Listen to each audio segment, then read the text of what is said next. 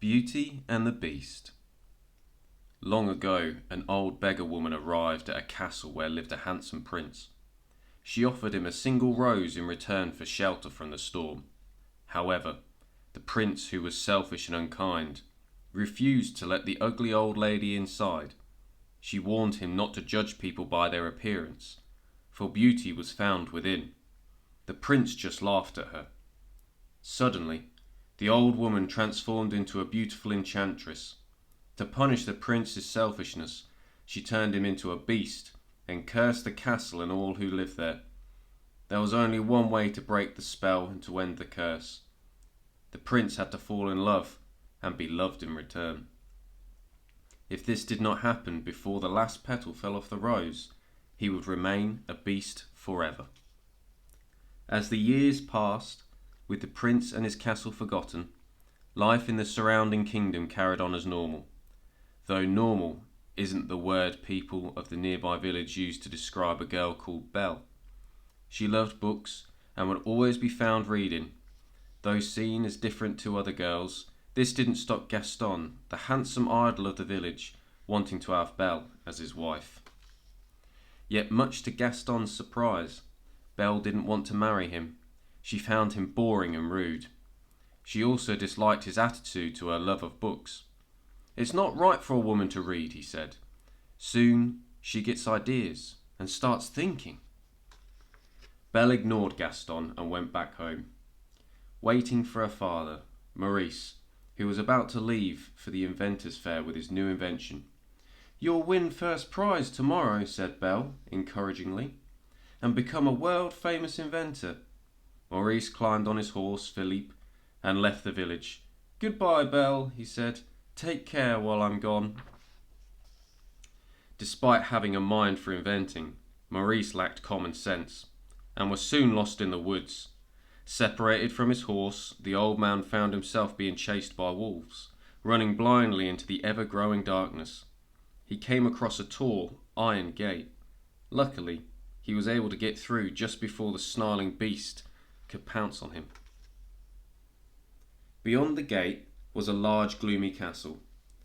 Wanting to get out of the cold, Maurice decided to go inside. As he explored the main entrance hall, the old man heard voices whispering in the darkness. He suddenly realized it was coming from a talking candlestick called Lumiere and a small clock called Cogsworth. The two were enchanted servants, and they very kindly led Maurice to a fireplace to help him warm up. Suddenly, a voice boomed out from behind him. It was the beast. "There's a stranger here," he growled, as the servants tried to explain. The beast confronted Maurice. "You're not welcome," he roared. "I'm sorry," said Maurice, who was unable to take his eyes off the horrible creature looming over him. "So you've come to stare, have you?" asked the beast, growing more and more angry. "I meant no harm," stammered Maurice. "I need a place to stay." "I'll give you a place to stay," replied the beast, who dragged the old man out of the room and locked him in the tower. The next day, back at the village, Gaston decided to surprise Belle at her home with their very own wedding. "This is the day your dreams come true," he said. "Say you'll marry me." "I'm very sorry, Gaston, but I don't deserve you," she said sarcastically, before forcing him out the house. Gaston was furious at Belle's rejection. "I'll have Belle for my wife," he vowed. As the day was coming to an end, Philippe appeared over the hills and galloped straight towards Belle. "Philippe, what are you doing here? Where's Papa?" Worried for her father, Belle rode Philippe, who took her to the beast's enormous castle. Leaving Philippe outside, Belle entered the castle. She eventually wandered into the tower and found her father locked up. "Papa," she cried, rushing over to him. "I've got to get you out of here." "Belle, I want you to leave this place," said Maurice nervously. He knew the beast might appear any second, but it was too late. "What are you doing here?" growled the beast. Startled, Belle turned and saw the beast standing there. "I've come for my father," she replied. "Please let him out." "He's my prisoner," said the cruel beast. "Take me instead," pleaded Belle. The beast accepted her offer with one condition. She had to promise to stay forever. "You have my word," she said. Released from the tower, Maurice fled back to the village. There, he begged for help to rescue his daughter from the beast, but everyone laughed at him. "Crazy old Maurice," said one man. Under Gaston's orders, Maurice was thrown out of the inn. Gaston then began to think about how this turn of events could convince Belle to finally become his wife. Back at the castle, Belle met Cogsworth, Mrs. Potts, her son Chip, and some of the others who lived there. "That was a brave thing you did," said Mrs. Potts, who knew Belle had chosen to stay in order to save her father. "But I've lost everything," replied Belle sadly. Later that night, after refusing the beast's offer to join him for dinner, a hungry Belle crept down to the kitchen to find some food. There, the staff treated her to a magical, all-singing, all-dancing feast. They were thrilled to finally have a guest after all of these years. After her meal, Belle decided to explore the castle. The beast had told her not to go into the west wing, but this only made her more curious about what was there. As she tiptoed through the forbidden rooms, she saw broken bits of furniture, shattered mirrors, and a ripped portrait. Glowing at the back of the room was a beautiful rose that hovered inside a glass dome. Belle noticed there were several fallen petals that lay near the stem. Belle slowly reached for the glass dome, when the beast suddenly burst into the room and snatched it away from her. "I warned you to never come here," he roared. "Do you know what you could have done?" A frightened Belle ran away from the beast. "Promise or no promise, I can't stay here another minute," she cried. Belle hurried from the castle, tears streaming from her eyes, climbing on Philippe, who had remained at the castle. Belle rode towards the village, but soon they were surrounded by the pack of fearsome wolves. The wolves attacked Belle and knocked her to the ground. Suddenly, the beast arrived and fought the wolves off, but not before being injured himself. Exhausted, he collapsed on the snowy ground, unable to abandon him. Belle took the beast back to the castle. As Belle tended to the beast's wounds, he flinched in pain. "If you hadn't run away, this wouldn't have happened," he snapped. "If you hadn't have frightened me, I wouldn't have run away," replied Belle. "Thank you for saving my life," she added softly. "You're welcome," said the beast gently. Back at the village, Gaston was talking about Belle's father to Monsieur de Haquet from the asylum. "I've got my heart set on marrying Belle," he said, passing out a bag of cold coins to the grey-haired man.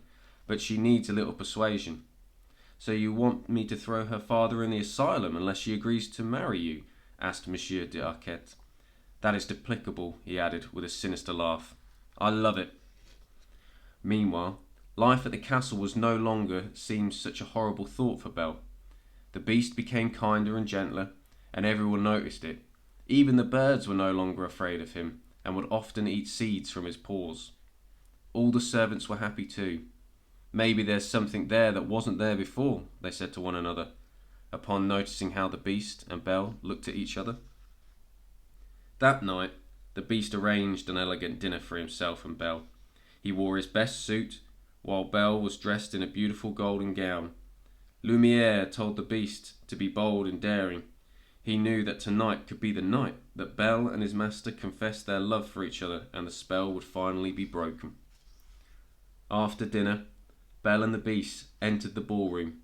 Both felt awkward at first, unsure of what the other might be feeling, but soon they were gliding gracefully across the floor. Belle felt happier than she said she'd been in a long time, but she missed her father. "If only I could see him again," she said. The beast thought for a moment. Then an idea came to him. "There is a way," he replied. Taking Belle to the west wing, he handed her an enchanted mirror. "This will show you anything you wish for," he explained. "I'd like to see my father, please," said Belle to the mirror, which suddenly glowed green. It showed Maurice struggling through the snow. Belle knew her father needed help. "He's all alone," she said despairingly. Despite there being only one petal left on the rose, the beast selflessly let Belle leave without her father. "Thank you for understanding," said Belle, who turned away reluctantly and left the castle. Not long after, Belle found her father in the woods and took him back to the village. No sooner had they gone inside their home than Gaston appeared with a gang from the asylum who dragged Maurice away. Gaston turned to Belle and explained he could help set Maurice free. "If you married me," he added, but Belle refused. Desperate to save her father, Belle used the enchanted mirror to show everyone that the beast was real. Jealous and angry, that she cared for the beast and not him, Gaston convinced the villagers that the monster would make off with their children. As he led them towards the castle, they all shouted, "Kill the beast." The villagers battled down the castle doors and stormed into the building, but the enchanted objects sprang into action to defend their home. The hat rack threw punches, the wardrobe slammed its doors into people, and the bucket flung itself onto a villager's head. On the balcony, at the top of the castle, Gaston had found the beast and a pair started to fight. Belle rushed to save the creature, but as the beast reached out to her, Gaston stabbed him in the back.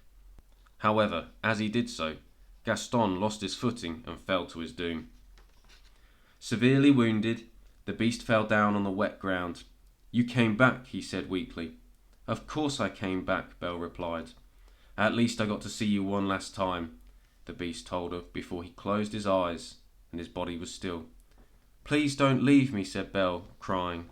"I love you." Suddenly, beams of light fell from the stormy sky. The beast began glowing as he was raised gently into the air. Belle watched, amazed, as he twisted around slowly and transformed into the handsome prince that he used to be all those years ago. "Belle," he said softly, "it's me." Belle moved closer. She reached out and began stroking his hair the way she had when he was the beast. Looking up into his eyes, she cried, "It's you." The enchantress' spell had finally been broken. The castle returned to how it used to be, and all the servants were human again. They all looked on happily as the prince and Belle danced together once more. "Are they going to live happily ever after?" asked Chip. "Of course," replied Mrs. Potts with a smile, and so they did. The end.